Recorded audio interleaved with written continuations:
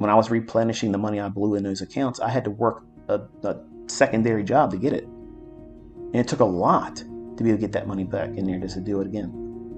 But I didn't lose hope. I was cussing and ranting and raving the whole time I had to do it, wanting to quit the extra job I was working. But I knew unless I did this, nothing's going to change.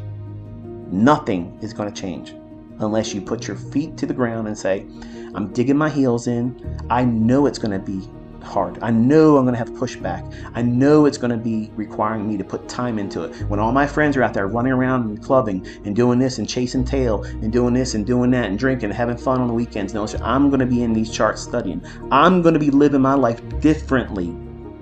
But they're still going to be out there trying to chase tail, broke as fuck, driving a beater fucking car, and ain't doing shit in their life. And you'll be able to pull down annual fucking salaries on a week. You can't even imagine where you're going to be. You can't even imagine it. Whatever you think is your level of success, it's not big enough. It's not big enough. You have no idea when you strip all these limitations that you put on yourself. You shackle yourself with your own mindset. You do it. This is all I can see myself doing right now. When you start making $100,000 a year, you start thinking to yourself, well, shit, that wasn't all that hard. I thought it was really hard. Well, now I'm going to aim for $500,000. And the attempts that you do to do that, you get there in less than half the time. Then you start thinking, well, shit, they say the first $1 million is the hardest one. I'm about there. Boom, in a couple more months, and then you're there. Then you look back and say, $1 million isn't all that much money. And yeah, it took some effort, but it didn't take as much effort as I thought it was going to take. And then you start making $5 million, $10 million. 15 million, 50 million. And I know I'm talking in numbers none of you can fucking comprehend, but it is what it is, folks. It's just math. It's just math. You're compounding the efforts of what you're able to do on the smallest form. And watch it. That's teaching you patience. You don't have that. When you first start, you don't have patience because you're trying to chase the lead dog. Whether it be me, somebody else that's saying they're making money, someone else that's doing something on a live stream, someone else is doing signal service, someone else is doing whatever. You're constantly trying to run. When it's better for you in the beginning to learn to sit still, observe. How are you thinking about the marketplace? Do you feel like this insatiable desire that you've got to be in there today? Like, come hell or high water, even if you only get 5 handles of the 30 handle run, if you just get a piece of it, at least you got something. You took a bite of the beast that you've been hunting. That's a hyena's approach. I don't trade like a hyena. I'm not out there cackling and making crazy noises and shit, trying to just get a bite of something. I'm out there literally stalking and waiting. And when I see the weak one in the herd, the Judas swing, to see the retail traders thinking that they got something that's easy money for them, if that's 100% diametrically opposed to what I'm anticipating in price, I'm running that fucker down. And I'm going home with a full belly. And I'm not second guessing it.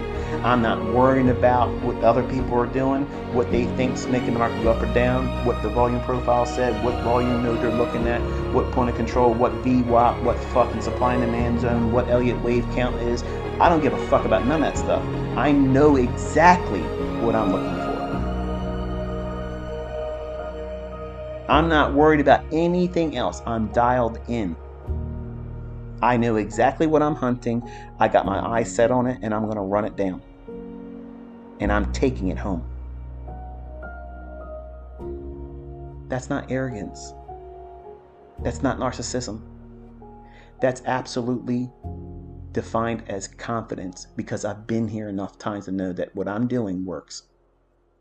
I don't need to change it. I don't need to look at somebody else to help me make it better. I'm not looking at any retail logic because it's not even in there. I'm attacking that.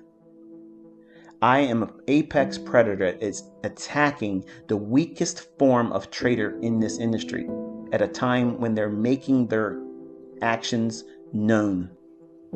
Because whatever you can do with the least, if you have a measurable outcome that is more times than not delivered to you, based on a model that you're working with, when you do that same procedure over and over again, just like a cookie cutter, you take it and you press it into the dough. Are you expecting a star-shaped cookie dough cutter to give you a shape of a circle or a square? No. It's designed to do one thing. You press it into the dough, you lift it up, there you have a piece of dough that's cut out in the form of a star. Wonderful. Are you trying to do something else outside of that? No. Your job is to find another place where you can find the dough, which is a trade setup, and you're going to press your cookie cutter, which is your mold, or your model rather, press it into that dough and pull it out. And you take home that star-shaped or whatever the shape of that cookie cutter is, whatever your model is, if it's the optimal trade entry, if it's the silver bullet, if it's, anything else. That's all you're there to do. And demanding it does anything more than that is foolishness. The results that you get from the least amount of leverage from that is irrelevant in the beginning, because you have to get to the point where you can replicate that over and over and over again, more times than not over the course of a month, over the course of a week. And taking that sample set and saying, okay, I have done this for a week, and this is the many transactions I've taken. This is how many that were profitable. This is how many times that were not profitable. This is how much I was able to yield as a net return. Over time, it'll become easier to do it. That's the goal. And you want it to be boring. You know, on Wednesday morning of next week, you're going to go out there and you're going to find 10 handles in S&P. You know you're going to find 30 handles in the NASDAQ. I know that. I absolutely fucking know I'm going to do that. I know I'm going to be able to do that. I can do that. I know tonight when I lay my head down that my thought is not going to be swirling around. Am I going to be able to trade next week? Am I going to be able to pull anything off? Am I going to be able to find a setup? It's a given. It's absolutely given. I'm not worried about that. That is confidence that you cannot appreciate until you have it. And most traders don't have it. Even if they are profitable, they still say that the market's random. It is random if you're believing the bullshit you're trying to trade off of. All these things that you're subscribing to as a religion. Elliott wave, Wyckoff, it's this, it's jumping the creek, it's this, this wave count. Man, if I had a trade like that, I would not be able to sleep at night. That's too many variables where I'm trading on constants. I know where the liquidity is. I know where the inefficiencies are. I know what the economic counter is going to produce a injection of volatility at a specific date and time. I'm not clueless. I'm not confused. I know exactly when I'm going to step my ass in there and tap dance all over this shit and moonwalk my ass out the door with a bounty. I'm going to do that anytime I fucking want.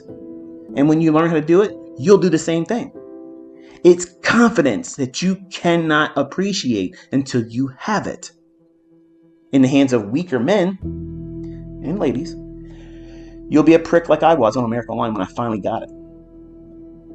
I was an asshole. You think I'm an asshole now? No, I was bragging. I was really bragging all the time. I'm just spitting facts right now, and I'm bringing receipts every single day.